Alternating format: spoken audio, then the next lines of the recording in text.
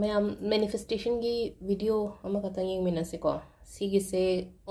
ꯀꯩꯅꯣꯒꯤꯅꯦ ꯁꯤꯒꯤ ꯃꯦꯅꯤꯐꯦꯁꯇꯦꯁꯟꯁꯤꯅ ꯍꯥꯏꯗꯤ ꯄꯩꯁꯥꯒꯤ ꯈꯛꯇꯪꯅꯦꯀꯣ ꯃꯅꯤ ꯃꯦꯅꯤꯐꯦꯁꯇꯦꯁꯟ ꯍꯥꯏꯇꯥꯔꯦ ꯑꯇꯣꯞꯄ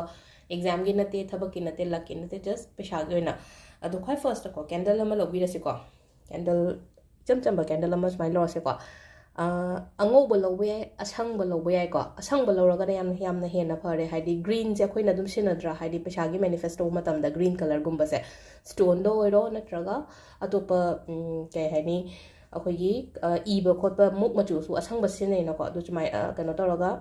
ꯒ꯭ꯔꯤꯟ ꯀꯂꯔꯒꯨꯝꯕꯒꯤ ꯂꯧꯕꯤꯕ ꯌꯥꯏꯀꯣ ꯑꯗꯣ ꯑꯝꯇ ꯐꯪꯗ꯭ꯔꯦꯅ ꯈꯜꯂꯁꯦꯀꯣ ꯍꯥꯏꯗꯤ ꯋꯥꯏꯠꯁꯦ ꯂꯧꯕꯤꯕ ꯌꯥꯏ ꯋꯥꯏꯠꯁꯦ ꯀꯩꯒꯤꯅꯣ ꯍꯥꯏꯕ ꯃꯇꯝꯗ ꯋꯥꯏꯠꯁꯤꯅ ꯌꯨꯅꯤꯚꯔꯁꯦꯜ ꯀꯂꯔ ꯑꯣꯏꯔꯦꯅꯀꯣ ꯋꯥꯏꯠꯁꯦ ꯂꯧꯕꯤꯔꯁꯦꯕ ꯑꯗꯨꯒ ꯁꯤꯗꯀꯣ ꯍꯛꯀꯗꯕꯅꯦꯕ ꯑꯩꯒꯤ ꯃꯤꯡ ꯑꯣꯔ ꯅꯠꯇ꯭ꯔꯒ ꯑꯩꯒꯤ ꯀꯩꯅꯣꯁꯦ ꯍꯥꯏꯇꯥꯔꯦꯀꯣ ꯑꯩꯒꯤ ꯃꯤꯡꯅꯦ ꯑꯗꯒꯤ ꯗꯦꯠ ꯑꯣꯐ ꯕꯔꯊꯅꯦ ꯑꯗꯨꯒ ꯑꯃꯅ ꯑꯩꯅ ꯑꯄꯥꯝꯕ ꯄꯩꯁꯥ ꯏꯕꯤꯔꯁꯨ ꯌꯥꯏꯀꯣ ꯏꯗ꯭ꯔꯁꯨ ꯀꯩꯁꯨ ꯀꯥꯏꯗꯦ ꯑꯄꯥꯝꯕ ꯄꯩꯁꯥ ꯏꯔꯁꯨ ꯌꯥꯏꯀꯣ ꯑꯗꯣ ꯁꯤꯗ ꯍꯛꯄꯁꯤꯗ ꯑꯩꯒꯤ ꯀꯣꯂꯣꯝꯁꯤꯅ ꯍꯥꯏꯇꯥꯔꯦꯀꯣ ꯀꯣꯂꯣꯝꯁꯤꯅ ꯍꯥꯏꯐꯦꯠꯇꯪ ꯏꯔꯁꯤꯅꯦꯀꯣ ꯁꯝꯅ ꯍꯥꯏꯔꯕꯗꯀꯣ ꯑꯩ ꯃꯃꯤꯡ ꯏꯔꯁꯦꯕ ꯁꯤꯗ ꯑꯗꯣ ꯃꯃꯤꯡ ꯏꯕꯁꯤꯗ ꯑꯗꯨꯝ ꯍꯛꯑꯁꯨ ꯌꯥꯏꯀꯣ ꯁꯨꯃꯥꯏꯅ ꯍꯥꯏꯗꯤ ꯑꯦꯁꯦ ꯑꯗꯨꯝ ꯑꯩꯈꯣꯏꯅ ꯈꯔ ꯀꯩꯅꯣ ꯇꯧꯔ ꯎꯕꯤꯕ꯭ꯔꯥ ꯁꯤꯁꯦ ꯁꯨꯃꯥꯏꯅ ꯊꯣꯏꯕꯤꯅ ꯍꯥꯏꯔꯁꯤꯅꯦꯀꯣ A T H O I B I ꯁꯤꯁꯦ ꯑꯩꯅ ꯍꯛꯑꯦ ꯁꯤꯁꯦ ꯀꯩꯅꯣ ꯇꯧꯔꯒ ꯍꯥꯏꯗꯤ ꯀꯣꯂꯣꯝꯅ ꯏꯕ ꯅꯠꯇꯕꯀꯣ ꯁꯨꯃꯥꯏꯅ ꯑꯣꯏꯅ ꯍꯛꯑꯦꯀꯣ ꯁꯨꯃꯥꯏꯅ ꯍꯛꯑꯁꯨ ꯌꯥꯏ ꯅꯠꯇ꯭ꯔꯒ ꯏꯆꯝ ꯆꯝꯕ ꯑꯩꯈꯣꯏꯒꯤ ꯒ꯭ꯔꯤꯟ ꯃꯥꯔꯀꯔ ꯍꯥꯏꯔꯁꯤꯅꯦꯀꯣ ꯍꯥꯏꯗꯤ ꯀꯣꯂꯣꯝꯅ ꯏꯕꯗꯤ ꯌꯥꯗꯕꯅꯤꯅ ꯀꯩꯅꯣ ꯇꯧꯔꯒ ꯍꯥꯏꯗꯤ ꯑꯝꯇ ꯒ꯭ꯔꯤꯟꯁꯨ ꯂꯩꯇ꯭ꯔꯦꯅ ꯈꯜꯂꯁꯦ ꯇꯥꯔꯗꯤ ꯏꯆꯝ ꯆꯝꯕ ꯀꯣꯂꯣꯝ ꯑꯃꯅ ꯑꯗꯨꯝ ꯍꯛꯑꯣꯕ ꯁꯨꯃꯥꯏꯅ ꯇꯧꯔꯒ ꯑꯗꯣ ꯁꯤꯗ ꯑꯩꯅ ꯏꯒꯗꯕꯁꯦ ꯑꯊꯣꯏꯕꯤꯅ ꯍꯥꯏꯔꯁꯤꯅꯦꯀꯣ T H O I B I ꯀꯣ ꯑꯩꯒꯤ ꯃꯤꯡ ꯂꯩꯔꯦ ꯗꯦꯠ ꯑꯣꯐ ꯕꯔꯊ ꯍꯥꯏꯔꯁꯤꯅꯦꯀꯣ 9th October ꯀꯣ ꯑꯗꯨꯒ ꯄꯩꯁꯥ ꯃꯁꯤꯡ ꯍꯥꯏꯔꯁꯤꯅꯦꯀꯣ ꯄꯩꯁꯥ ꯃꯁꯤꯡꯗꯣ ꯑꯗꯨꯝ ꯄꯩꯁꯥ ꯏꯔꯁꯨ ꯌꯥꯏ ꯅꯠꯇ꯭ꯔꯒ ꯑꯣꯟꯂꯤ ꯖꯁ ꯃꯅꯤ ꯈꯛꯇꯪ ꯏꯔꯁꯤꯅꯦꯀꯣ ꯄꯩꯁꯥꯒꯤ ꯑꯣꯏꯕꯅꯤꯅ ꯍꯥꯏꯗꯤ ꯃꯅꯤ ꯏꯔꯁꯨ ꯌꯥꯏ ꯅꯠꯇ꯭ꯔꯒ ꯑꯩꯅ ꯄꯥꯝꯃꯤꯕ ꯑꯃꯥꯎꯟꯠꯇꯨ ꯏꯕꯤꯌꯣ ꯍꯥꯏꯕꯅꯤ ꯁꯤꯗ ꯑꯩ ꯑꯃꯥꯎꯟꯠꯇꯤ ꯀꯩꯝ ꯏꯗ꯭ꯔꯦꯀꯣ ꯑꯗꯣ ꯁꯤꯗ ꯃꯃꯤꯡ ꯏꯔꯦ ꯗꯦꯠ ꯑꯣꯐ ꯕꯔꯊ ꯏꯔꯦꯀꯣ ꯑꯍꯥꯟꯕꯒꯤ ꯑꯩꯈꯣꯏꯅ ꯀꯦꯟꯗꯜ ꯂꯧꯕꯁꯦ ꯑꯗꯨ ꯀꯃꯥꯏꯅ ꯇꯧꯕꯤꯒꯗꯕꯅꯣ ꯍꯥꯏ ꯀꯥꯟꯁꯤꯗꯀꯣ ꯃꯊꯪꯒꯤꯁꯤꯅ ꯑꯩꯈꯣꯏꯒꯤ ꯁꯤꯅꯃꯟ ꯄꯥꯎꯗꯔ ꯀꯣ ꯁꯤꯅꯃꯟ ꯄꯥꯎꯗꯔ ꯂꯩꯕꯤꯔꯝꯒꯅꯤ ꯃꯌꯥꯝ ꯍꯥꯟꯅ ꯁꯨꯝ ꯁꯤꯖꯤꯟꯅꯔꯕꯅꯤꯅ ꯑꯗꯣ ꯁꯤꯅꯃꯟ ꯄꯥꯎꯗꯔꯁꯦ ꯑꯩꯈꯣꯏꯒꯤ ꯀꯦꯟꯗꯜꯁꯤꯗ ꯈꯤꯇꯪ ꯇꯩꯒꯗꯕꯅꯤꯀꯣ ꯁꯤ ꯂꯩꯔꯦ ꯑꯩꯈꯣꯏ ꯀꯦꯟꯗꯜꯁꯦ ꯀꯦꯟꯗꯜꯁꯤꯒꯤ ꯃꯊꯛꯁꯤꯗ ꯁꯤꯅꯃꯟꯁꯦ ꯂꯣꯏꯅ ꯇꯩꯁꯟꯕꯤꯔꯦꯅꯀꯣ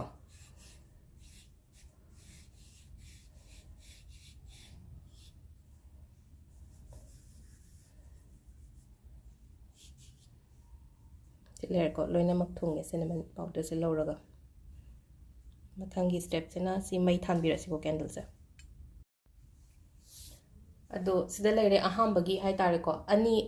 ꯑꯅꯤ ꯊꯣꯛꯅ ꯇꯥꯛꯀꯦꯀꯣ ꯑꯅꯤ ꯊꯣꯛꯅ ꯍꯥꯏꯐꯦꯠꯇꯪ ꯁꯦꯌꯔ ꯇꯧꯔꯛꯀꯦ ꯃꯌꯥꯝꯗ ꯁꯤꯁꯤꯅ ꯍꯥꯏꯇꯥꯔꯦꯀꯣ ꯑꯩꯈꯣꯏꯅ ꯃꯦꯅꯤꯐꯦꯁ ꯇꯧꯕ ꯃꯇꯝꯗ ꯍꯥꯏꯗꯤ ꯃꯤ ꯃꯌꯥꯝ ꯂꯩꯕ ꯏꯃꯨꯡꯒꯨꯝꯕꯒ ꯂꯩꯅ ꯍꯥꯏꯗꯤ ꯐꯝꯃꯒ ꯀꯩꯅꯣ ꯑꯩꯈꯣꯏꯅ ꯀꯣꯟꯁꯦꯟꯇ꯭ꯔꯦꯠ ꯇꯧꯕ ꯉꯝꯗꯕ ꯈꯣꯠꯇꯕ ꯑꯣꯏꯇꯥꯔꯒꯗꯤ ꯁꯤꯁꯦ ꯑꯩꯈꯣꯏꯅ ꯇꯧꯕꯤꯕ ꯌꯥꯏ ꯇꯨꯃꯤꯟꯅ ꯑꯗꯨꯝ ꯇꯧꯔꯒ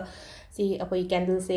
ꯉꯁꯥꯏꯒꯤ ꯑꯩꯈꯣꯏꯒꯤ ꯗꯥꯜꯆꯤꯅꯤ ꯄꯥꯎꯗꯔ ꯀꯩꯀꯥꯗꯣ ꯇꯩꯔꯅꯤ ꯃꯥꯁꯦ ꯊꯥꯜꯂꯒ ꯑꯗꯨꯝ ꯊꯝꯕꯤꯔꯁꯦꯕ ꯁꯤꯁꯦ ꯃꯨꯠꯇ꯭ꯔꯤꯐꯥꯎ ꯑꯗꯨꯝ ꯊꯥꯜꯂ ꯊꯝꯕꯤꯔꯁꯦꯀꯣ ꯁꯤꯁꯤꯃ ꯂꯩꯔꯦꯀꯣ ꯑꯗꯣ ꯑꯇꯣꯞꯄ ꯑꯃꯅꯀꯣ ꯍꯥꯏꯗꯤ ꯅꯝꯕꯔ ꯑꯣꯏꯅ ꯁꯣꯟꯕ ꯑꯃꯒ ꯂꯩꯔꯤꯀꯣ ꯅꯝꯕꯔ ꯁꯣꯟꯕꯁꯤꯅ ꯀꯃꯥꯏꯅ ꯁꯣꯟꯒꯗꯕꯅꯣ ꯍꯥꯏ ꯀꯥꯟꯁꯤꯗ ꯁꯤꯗꯁꯨ ꯀꯦꯟꯗꯜ ꯑꯃ ꯂꯧꯔꯁꯤꯀꯣ ꯁꯤꯁꯦ ꯒ꯭ꯔꯤꯟ ꯀꯂꯔꯁꯦ ꯁꯤ ꯃꯅꯤ ꯀꯦꯟꯗꯜꯁꯨ ꯃꯅꯤ ꯀꯦꯟꯗꯜ ꯑꯣꯏꯕꯅꯦ ꯁꯤꯁꯦ ꯑꯩꯈꯣꯏꯅ ꯃꯦꯅꯤꯐꯦꯁꯇꯦꯁꯟ ꯇꯧꯕ ꯁꯤꯖꯤꯟꯅꯕꯁꯤꯗ ꯌꯥꯎꯔꯤꯁꯦ ꯍꯔꯕꯁ ꯌꯥꯎꯔꯦꯀꯣ ꯍꯔꯕꯁ ꯍꯥꯏꯔꯒꯗꯤ ꯃꯅꯥ ꯃꯁꯤꯡ ꯀꯩꯀꯥ ꯂꯩꯔꯤꯕ ꯈꯔ ꯍꯥꯏꯗꯤ ꯂꯩꯒꯨꯝꯕ ꯍꯥꯏꯇꯥꯔꯦ ꯁꯤꯗ ꯍꯥꯞꯄꯦꯕ ꯁꯤꯒꯤ ꯀꯩꯅꯣꯁꯦ ꯁꯦꯝꯕ ꯀꯥꯟꯗ ꯑꯗꯒꯤ ꯑꯩꯈꯣꯏꯅ ꯀ꯭ꯔꯤꯁꯇꯜꯁꯨ ꯍꯥꯞꯄ ꯀꯩꯅꯣꯁꯤꯗ ꯀꯦꯟꯗꯜꯁꯤꯗ ꯑꯗꯣ ꯁꯤꯁꯤꯃ ꯂꯩꯔꯦꯀꯣ ꯑꯗꯣ ꯁꯤ ꯃꯩ ꯍꯥꯟꯅ ꯊꯥꯟꯕꯤꯔꯦꯅ ꯑꯗꯨꯒ ꯑꯩꯈꯣꯏꯅ ꯁꯤꯖꯤꯟꯅꯒꯗꯕ ꯄꯣꯠꯁꯦ ꯀꯩꯅꯣ ꯍꯥꯏ ꯀꯥꯟꯁꯤꯗ ꯄꯥꯏꯔꯥꯏꯠꯁꯦꯀꯣ ꯄꯥꯏꯔꯥꯏꯠꯁꯦ ꯄꯥꯏꯔꯒ ꯁꯣꯟꯒꯗꯕꯅꯦꯕ ꯑꯗꯣ ꯁꯣꯟꯒꯗꯕ ꯅꯝꯕꯔꯁꯦ ꯀꯩꯅꯣ ꯍꯥꯏ ꯃꯇꯝꯗ ꯍꯥꯟꯅꯕꯨꯗꯤ ꯁꯤꯖꯤꯟꯅꯕꯁꯨ ꯌꯥꯎꯔꯝꯕ ꯌꯥꯏꯀꯣ ꯑꯩꯅ ꯍꯥꯟꯅ ꯍꯥꯏꯈꯤꯕ ꯅꯝꯕꯔꯅꯦ ꯑꯗꯣ ꯁꯣꯟꯒꯗꯧꯔꯤꯕ ꯀꯩꯅꯣ ꯍꯥꯏꯇꯥꯔꯦꯀꯣ ꯅꯝꯕꯔ ꯃꯁꯤꯡꯁꯦ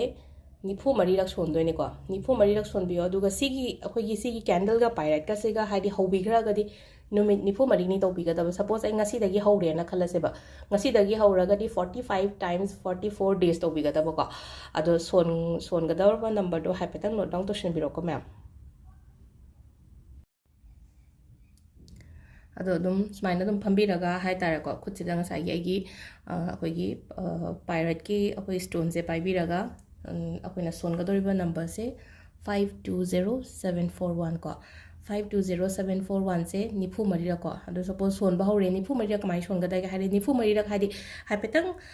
ꯈꯨꯠ yetuna line amamam chingera tik togera toba hadi site amada hai tare ko hadi ngsagi nipu mari do shuna bagi damakta hadi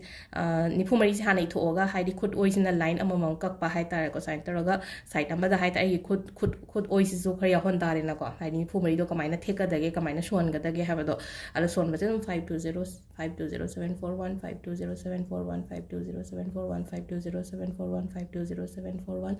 ada chin das minus so laga so ko wakan das minus kan bio ba haidi paisa je hojik flow da lai ko ai gi yum sida ai gi life sida haidi hana money blockages le ram ba kolama mayam se loina tapna loina hangdora ga haji wat ta pa da ba haibu do oire ko hana de gi hairo ga di am phare ko kaina wakan je hai tai intention ai gi intention aduga ai gi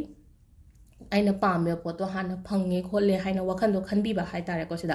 ai intention ai vibration yam high oba ma darkar oi manifestation to matam da hai doubt le raga negativity gumba le raga di tawgono ko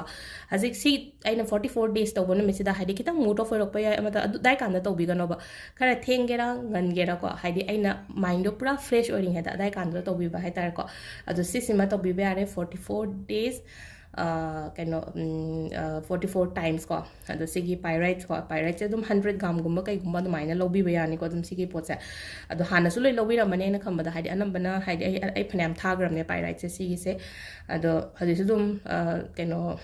hajik phang base imphal da dum leigani ko sigi pot se dum chatla khitang dum lobi raga haidi pyrite ka loina na hai tar ko haidi mani manifest to haidi pyraga tawraga di amu hena phayeba aduna sisimaga tawbi be ai ko mayam ngasai candle than baduna haidi pyrite se sungpang phang dare natraga ai do leiba chapa pharak tare hairaga di ngasai na candle da cinnamon powder tairaga tawbuduma leigre ko aduga sisima 44 kano times 44 days ma sise complete tawbiro ko ado sida leire ngasi gi video se money manifestation gi ma'am thank you